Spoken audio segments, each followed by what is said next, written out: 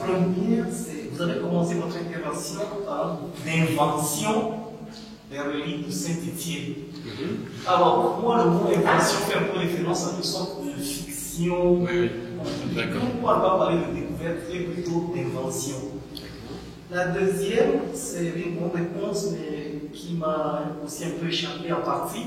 Hier, en venant, je dis à un prêtre que j'allais en Terre Sainte. Oui. Il m'a dit non, si tu reviens et que tu ne comprends pas qu'il n'y a pas une terre particulièrement sainte, et que toute la terre est sainte parce que le pied de Dieu l'a foulé avant, c'est que tu t'es trompé de formation. Et du coup, quand vous avez fait justement référence à cela, ça m'a beaucoup intéressé. J'aurais aimé que vous puissiez approfondir. Comment faut-il lire la Bible? Quand vous avez fait référence à cette citation du Père Lagrange qui dit qu'il faut comparer le monument au document. Ça m'a beaucoup intéressé. Et du coup, comment vous situez l'œuvre de Max Weber, le judaïsme antique, par rapport justement à cette réalité? D'accord. Peut-être qu'on peut, pour éviter que ça dure trop longtemps, prendre plusieurs questions, et comme ça je synthétise. Il y a d'autres? Est-ce qu'il y a d'autres questions? Non. Oui, j'ai une question. Comment sont les relations avec d'autres instituts qui s'intéressent à la D'accord. Donc, en fait, il y a plusieurs autres instituts. D'accord. Autre question? Vous avez dit que la ville de Jérusalem avait une actualité, c'est celle qui a bercé notre enfance. Et était, tant que personne ne peut voir, alors quelle est la bonne vie? Voilà. Ben ça, on en parle. La bonne nuit, c'est celle que nous allons faire ensemble. Lundi, vous aurez 1 heure sur le sujet. Vous êtes tous étudiants de Domini par définition, n'est-ce pas? Pas tout à fait tous. Presque tous. L'êtes-vous? Ah bah. Donc la réponse là, c'est celle qu'on va faire ensemble, et je vous expliquerai comment. C'est envolé. Y a-t-il quelque autre question? Alors, je réponds dans l'ordre. Invention, en fait, c'est le terme technique pour parler de relique. Ça vient du verbe latin invenire, qui veut dire trouver. Ça ne veut pas dire que c'est une invention au sens péjoratif du terme, tout simplement. C'est au sens juridique, en fait, de l'inventaire. Quand on fait l'inventaire, on ne fabrique pas les choses dont on fait l'inventaire. Par définition, elles sont là. Donc, c'est juste, on parle de l'invention des reliques, de la translation quand on les bouge, c'est plus du vocabulaire. Terre Sainte, c'est vraiment une magnifique question que celle-là. Quel type d'attachement avons-nous à cette terre?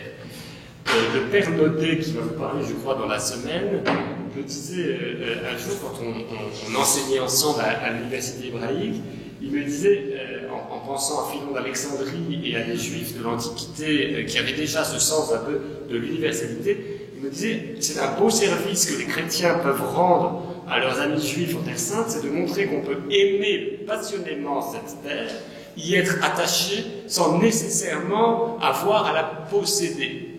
Vous voyez? Donc, en fait, cette Terre Sainte, elle a un statut sacramental, en quelque sorte. C'est pas un absolu. Mais de fait, nous croyons, c'est notre foi, qu'en l'humanité de notre Seigneur résidait la plénitude de sa divinité. Et que donc les lieux qu'au jour de sa chair, il a particulièrement touché de son corps de chair, ont, vous voyez, c'est un attachement dans notre foi, comme cela, dans notre mémoire, nous y sommes plus attachés qu'à d'autres, vous voyez.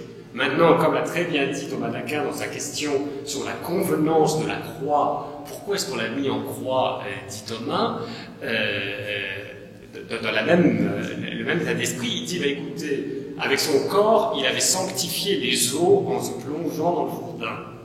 Avec ses pieds, il avait sanctifié la terre en marchant dessus. Il lui restait à sanctifier l'air, c'est pour ça qu'il voulut être élevé dans l'air, et le feu, c'est le feu du soleil et de la charité qui le brûle au moment où pour nous tous, et pour tous les sauver, il meurt en croix. Donc il y a cette notion d'une espèce de point de contact, si vous voulez, entre Dieu et le cosmos en général.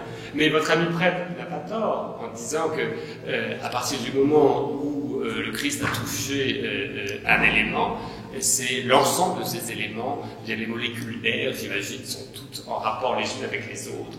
Et ce qui fut respiré ici, il y a des milliers d'années, est respiré ailleurs et sur la Terre entière. Je crois que c'est John Manley Hopkins, le très très grand poète jésuite de la fin du XIXe siècle, qui a ce très joli poème, La Sainte Vierge comparée à l'air que l'on respire. D'une certaine manière, toute la terre est sainte dans la mesure où le Verbe, dans la chair, a respiré sur cette terre. Il a tout contaminé. Vous voyez un peu? Donc il faut avoir une vision, je vais dire, à la fois poétique, mystique et quand même très incarnée de la sainteté de cette terre.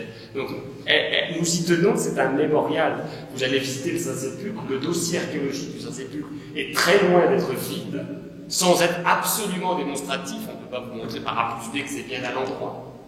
Et cette espèce de suspens dans lequel on est, où notre foi et notre raison s'accompagnent l'une l'autre pour découvrir ce lieu, etc. Et à mon avis, le meilleur indice de son authenticité, c'est comme l'Évangile. Si je ne veux pas y croire, personne ne m'y forcera. Mais si je me laisse ouvert à la lumière qui est là, je pourrais comprendre. Alors, Max Weber, le judaïsme antique, je dois vous dire que je n'ai pas ça tout à fait en tête maintenant. Comment lire la Bible? C'est une question assez considérable. Mais puisque vous parlez de Max Weber et du judaïsme antique, je dirais juste, enfin, ça soulève une chose dont j'ai très peu parlé ici, et qui fait quand même partie de notre vie aujourd'hui. Il n'est pas vain qu'il y ait aujourd'hui une souveraineté juive sur une grande partie de la Terre Sainte. Vous voyez? Il n'est pas vain que des Juifs, ici à Jérusalem, se réapproprient le Nouveau Testament comme une partie de leur propre tradition.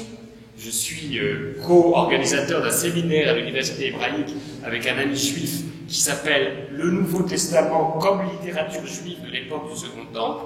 Donc j'ai envie de dire que comment lire la Bible, il y a en tout cas au moins une urgence, c'est qu'il faut se réapproprier notre cœur sémite, pour parler comme les papes du siècle dernier, et que sans culture juive, on ne lit pas la Bible. Sans culture chrétienne non plus d'ailleurs. Mais voilà. Donc là, c'est un peu une réponse à l'emporte-pièce, mais il y aurait beaucoup d'autres choses à dire. Nos relations avec l'Institut biblique pontifical sont aujourd'hui excellentes, comme elles le sont avec le Studium Biblicum Franciscanum, que nous avons largement contribué à faire naître. En fait, nous avons créé pratiquement nous-mêmes toute notre concurrence. Je veux dire, la générosité ou l'absence de sens du business des dominicains. Ça continue, croyez-moi. Donc on a d'excellents rapports. Ce ne fut pas le cas à l'époque de la fondation d'école, puisque littéralement le Père Lagrange était hyper soupçonné par un certain nombre de jésuites très très très raides de Rome, qui avaient même envisagé, ça a été stoppé par la guerre, mais ils avaient envisagé de faire ici un lieu d'études bibliques qui écraserait absolument l'école biblique par sa masse. On a le Père Maurice Gilbert, un jésuite de notre temps, a retrouvé des plans, il était effrayé de ce qu'il avait vu.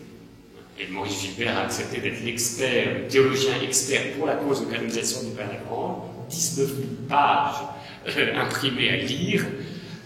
Il nous l'a dit, et je trouve ça très touchant, aussi en réparation pour toutes les souffrances que ses confrères avaient occasionnées au Père Lagrange. Et puis la Belgique, évidemment que la Belgique est une bonne Bible, enfin encore une bonne Bible dans le contexte actuel, mais je maintiens quand même ce que j'ai dit et je vous laisse en suspens en espérant que vous dormiez quand même les 2 nuits prochaines jusqu'à la prochaine rencontre.